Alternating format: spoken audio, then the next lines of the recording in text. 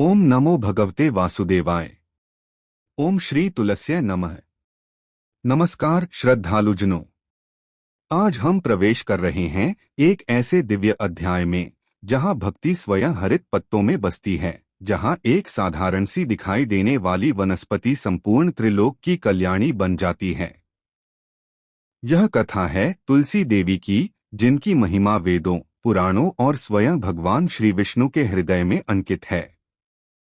पद्म पुराण के इस पावन अध्याय में तुलसी केवल एक पूज्य वृक्ष नहीं है, बल्कि वे अमृत से उत्पन्न देवी हैं, पापों का नाश करने वाली, कलयुग की तारिणी और हरिभक्ति की साक्षात मूर्ति, जिनके दर्शन मात्र से पुण्य की वर्षा होती है, जिनके स्पर्श से जीवन पवित्र हो जाता है और जिनके स्तोत्र पाठ से जन्म जन्मांतर के दोष भस्म हो जाते हैं।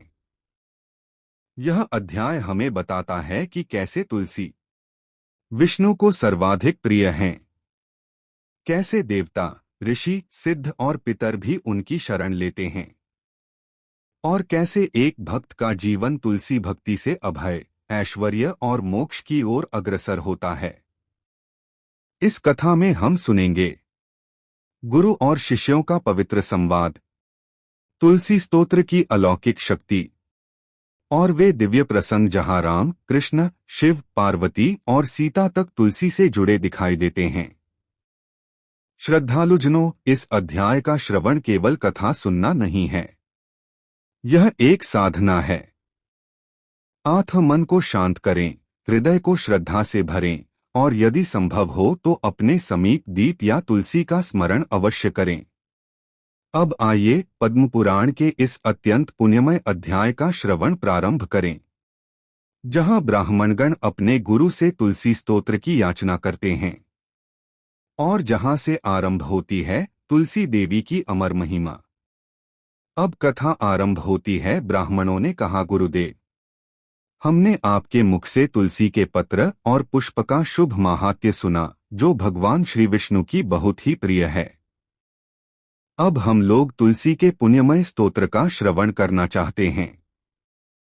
व्यास जी बोले, ब्राह्मणों, पहले स्कंद पुराण में मैं जो कुछ बतला आया हूं वही यहां कहता हूं। शतानंद मुनि के शिष्य कठोर व्रत का पालन करने वाले थे। उन सबों ने एक दिन अपने गुरु को प्रणाम करके परम पुण्य और हित की बात पूछी। शिष्यों ने कहा, नाथ, ब्रह्मवेत्ताओं में श्रेष्ठ, आपने पूर्व काल में ब्रह्मा जी के मुख से तुलसी जी के जिस स्तोत्र का श्रवण किया था उसको हम आपसे सुनना चाहते हैं। इष्टानंद जी बोले, शिष्यगण, तुलसी का नामोच्चारण करने पर असुरों का दर्श दलन करने वाले भगवान श्री विष्णु प्रसन्न होते हैं। मनुष्य के पाप नष्ट हो जाते हैं तथा उसे अक्षय पुण्य की प्राप्ति होती है, जिसके दर्शन मात्र से करोड़ों गोदान का फल होता है। उस तुलसी का पूजन और वंदन लोग क्यों न करें। कलयुग के संसार में वे मनुष्य धन्य हैं जिनके घर में शालग्राम शिला का पूजन संपन्न करने के लिए प्रतिदिन तुलसी का वृक्ष भूतल पर लहलहाता रहता है। जो कलयुग में भगवान श्री केशव की पूजा के लिए पृथ्वी पर तुलसी का वृक्ष लगाते हैं, उन पर यदि यमराज अपने किडूरों सहित रुष्ट हो जाए तो भी वे उनका क्या कर सकते हैं। तुलसी, तुम अमृत से उत्पन्न हो और केशव को सदा ही प्रिय हो। कल्याणी, मैं भगवान की पूजा के लिए तुम्हारे पत्तों की चुनता हूँ। तुम मेरे लिए वरदायिनी बनो। तुम्हारे श्रीअडरों से उत्पन्न होने वाले पत्रों और मझंझरियों द्वारा मैं सदा ही जिस प्रकार श्रीहरि का पूजन कर सकूं वैसा उपाय करो। पवित्रांगी तुलसी, तुम कलिमल का नाश करने वाली हो। इस भाव के मंत्रों से जो तुलसी दलों को चुनकर उनसे भगवान वासुदेव का पूजन करता है, उसकी पूजा का करोड़ों गुना फल होता है। देवेश्वरी, बड़े बड़े देवता भी तुम्हारे प्रभाव का गायन करते हैं। मुनि, सिद्ध, गंधर्व, पाताल निवासी साक्षात नागराज, शेष तथा संपूर्ण देवता भी तुम्हारे प्रभाव को नहीं जानते। केवल भगवान श्री विष्णु ही तुम्हारी महिमा को पूर्ण रूप से जानते हैं। जिस समय क्षीर समुद्र के मंथन का उद्योग प्रारंभ हुआ था, उस समय श्री विष्णु के आनंदांश से तुम्हारा प्रादुर्भाव हुआ था। पूर्व काल में श्रीहरि ने तुम्हें अपने मस्तक पर धारण किया था, देवी। उस समय श्री विष्णु के शरीर का संपर्क पाकर तुम परम पवित्र हो गई थीं। तुलसी, मैं तुम्हें प्रणाम करता हूँ। तुम्हारे श्रीयज्ञ से उत्पन्न पत्रोंद्रारा जिस प्रकार श्रीहरि की पूजा कर सकूं, ऐसी कृपा करो जिससे मैं निर्विन्नतापूर्वक परम गति को प्राप्त हो। साक्षात श्री कृष्ण ने तुम्हें गोमती तट पर लगाया और बढ़ाया था। वृंदावन में विचरते समय उन्होंने संपूर्ण जगत और गोपियों के हित के लिए तुलसी का सेवन किया। जगतप्रिया तुलसी।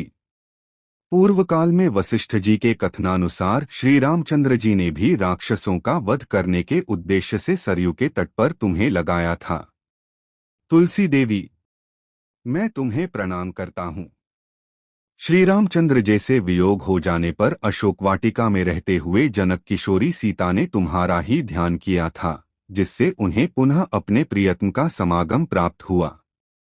पूर्व काल में हिमालय पर्वत पर भगवान षड्डूर की प्राप्ति के लिए पार्वती देवी ने तुम्हें लगाया और अपनी अभीष्ट सिद्धि के लिए तुम्हारा सेवन किया था।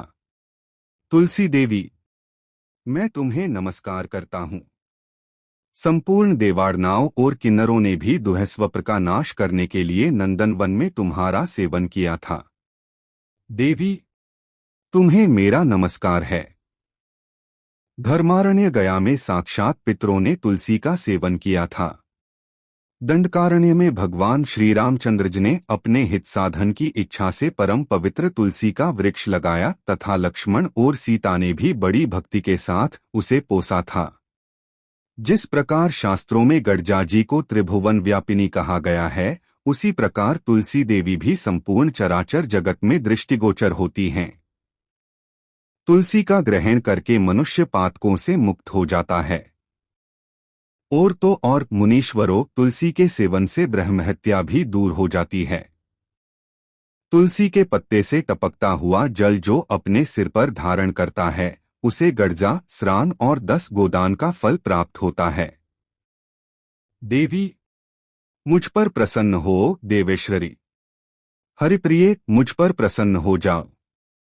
क्षीरसागर के मंथन से प्रकट हुई तुलसी देवी, मैं तुम्हें प्रणाम करता हूँ। द्वादशी की रात्रि में जागरण करके जो इस तुलसी स्तोत्र का पाठ करता है, भगवान श्री विष्णु उसके 32 अपराध क्षमा करते हैं। बाल्यावस्था, कुमारावस्था, जवानी और बुढ़ापे में जितने पाप किए होते हैं, वे सब तुलसी स्तोत्र के पाठ से नष्ट हो जाते हैं। तुलसी के स्तोत्र से संतुष्ट होकर भगवान सुख और अभ्युदय प्रदान करते हैं। जिस घर में तुलसी का स्तोत्र लिखा हुआ विद्यमान रहता है, उसका कभी अशुभ नहीं होता, उसका सब कुछ मड़भलमय होता है, किजलित भी अमज्जल नहीं होता, उसके लिए सदा सुकाल रहता है। वह घर प्रचुर धनधान्य से भरा रहता है। तुलसी स्तोत्र का पाठ करने वाले मनुष्य के हृदय में भगवान श्री विष्णु के प्रति अविचल भक्ति होती है तथा उसका वैष्णवों से कभी वियोग नहीं होता। इतना ही नहीं, उसकी बुद्धि कभी अधर्म में नहीं प्रवृत्त होती। जो द्वादशी की रात्रि में जागरण करके तुलसी स्तोत्र का पाठ करता है, उसे करोड़ों तीर्थों की सेवन का फल प्राप्त होता है।